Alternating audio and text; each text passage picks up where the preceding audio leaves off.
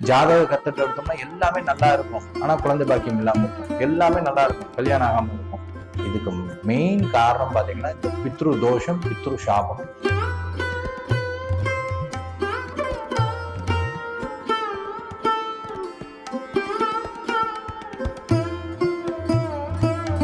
அவங்க ஒரு குடும்பம் எடுத்து ஒரு வீடு எடுத்துனா கண்டிப்பா இந்த 2 பிரச்சனை, ஏதாவது ஒரு பிரச்சனை ஒரு குடும்பத்துல இருக்கு. இதுக்கு என்ன காரணம் மெயினா அப்படின்னு பார்த்தோம்னா நிறைய விஷயம் சொல்லுவாங்க. ஆனா 100க்கு 90%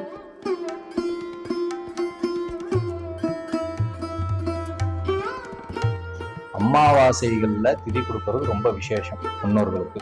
அது எந்த அமாவாசையா இருந்தாலும் சரி. அதுலயும் இந்த ஆடி அமாவாசை, தை அமாவாசைங்கிறது ரொம்ப வலுவான அந்த நாட்கள்ல வந்து பித்ருக்கு திதி கொடுக்கறது வந்து ரொம்ப ரொம்ப விசேஷமானது. வீட்டுல இருந்தே கூட செய்யலாம்.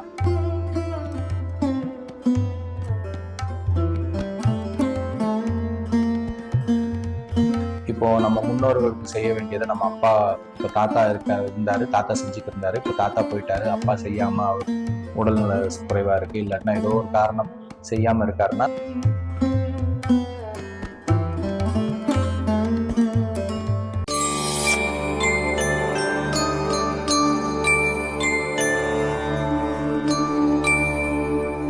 ஸ்ரீலக்ஷ்மி வல்லபாரம்பாம் விக்னோமுனி மத்தியமாம் அஸ்மதாச்சாரிய பிரியந்தாம் வந்தே குரு பரம்பரா. நேயர்கள் அனைவருக்கும் அநேக கோடி நமஸ்காரங்கள். இன்னைக்கு முக்காவாசி பேர் குடும்பத்துக்கு ஒரு நபர் இந்த பிரச்சனையில சந்திக்கிறோம். என்ன அப்படின்னா, ஒண்ணு திருமணம் ஆகாம தடைப்பட்டுட்டே வருது, ஒன்னொன்னு திருமணம் ஆகிருது ஆனா குழந்தை பாக்கியம்ங்கிறது உண்டாக மாட்டேங்கிறது. முக்காவாசி நிறைய பேர் இதனால அவதிப்பட்டு இருக்கோம். இன்னைக்கு பார்த்துட்டேன்னா அவங்க ஒரு குடும்பம் எடுத்து ஒரு வீடு எடுத்துனா கண்டிப்பா இந்த 2 பிரச்சனை, ஏதாவது ஒரு பிரச்சனை ஒரு குடும்பத்துல இருக்கு. இதுக்கு என்ன காரணம் மெயினா அப்படின்னு பார்த்தோம்னா நிறைய விஷயங்கள் சொல்லுவாங்க. ஆனா 100க்கு 90% நம்ம பித்ருக்கு செய்ய வேண்டிய காரியங்களை செய்யாம விட்டதுனாலையும், பித்ரு நிலையை அடைய விடாம செஞ்சதுனாலையும் தான் இந்த பிரச்சனைகள் நமக்கு வந்து ஏற்பட்டிருக்கும். ஜாதகத்து ரீதியா எடுத்து பார்த்தா இதுதான் சொல்லுவாங்க. அவங்க பித்ரு காரியம் பெண்டிங்ல இருக்கு, செய்யுங்கோ, இல்ல பித்ருக்கு சரியான நிவர்த்தி கொடுங்கோ, இதைதான் சொல்லுவாங்க. ஸோ நிறைய பேர் குடும்பத்துல இன்னைக்குள்ள காலகட்டத்துல பித்ருக்களுக்கு செய்ய வேண்டிய விஷயங்களை எப்படி செய்யணும்னே தெரியாம விட்டுறாங்க இன்னைக்குள்ள ஜென்ரேஷன்ஸ். இது அந்த கல்யாணமோ இல்ல இந்த குழந்தை பாக்கியமோ வர அந்த கட்டம் வரும்போது இது நமக்கு ரொம்ப பிரச்சனையாகுது. அதனால பித்ரு காரியத்தை எப்படி பண்றது? இப்போ நம்மளோட முன்னோர்கள் என்ன கடைபிடித்துட்டு வந்தாங்களோ அதை நம்ம செய்யணும். இப்போ உதாரணமா சொல்றேன்.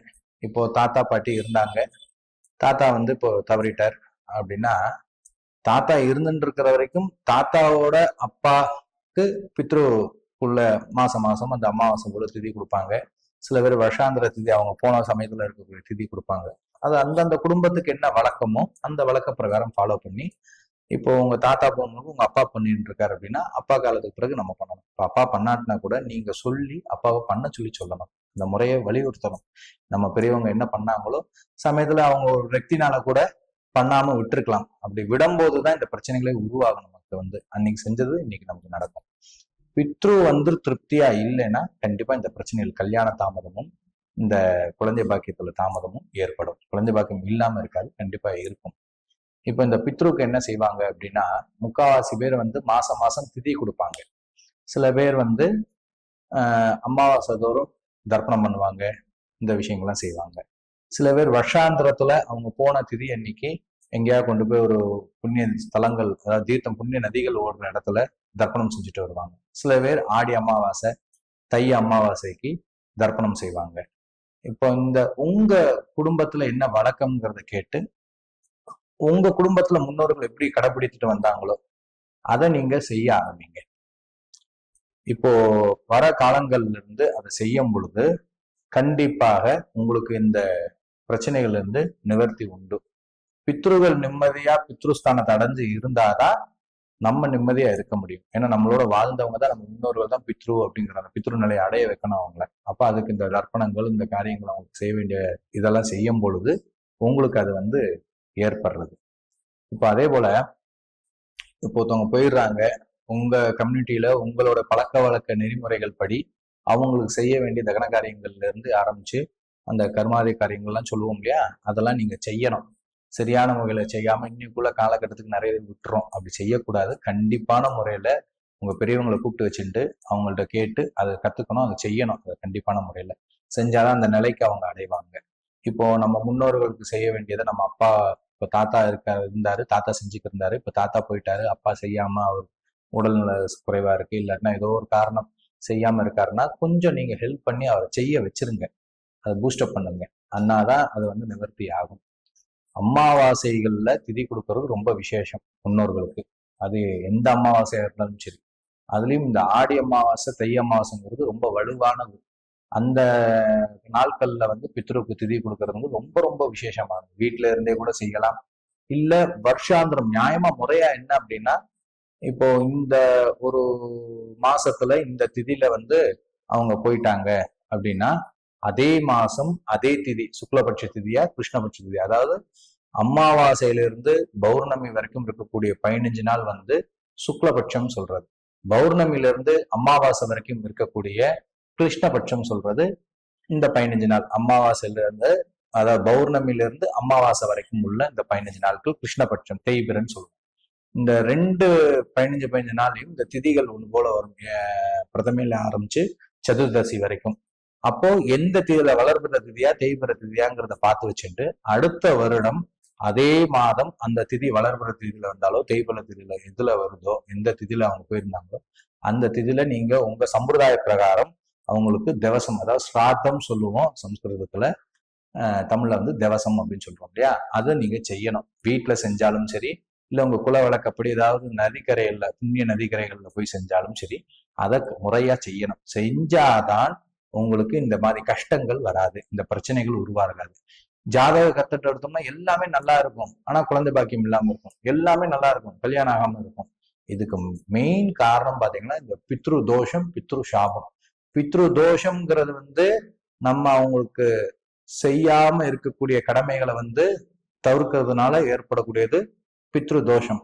பித்ரு சாபம்ங்கிறது முன்னோர்கள் வாழ்ந்துட்டு இருக்க காலங்கள்லயே அவங்க உடன் பிறப்புகள் யாராவது ஏதாவது ஒரு அக்கேஷன்ல எதிர்பாராத துர்மரணமா அறிஞ்சிருப்பாங்க, அவங்களுக்கு கொடுக்க வேண்டிய நிலைகளை நம்ம கொடுக்காம இருக்கும். இது சாபமா மாறும்.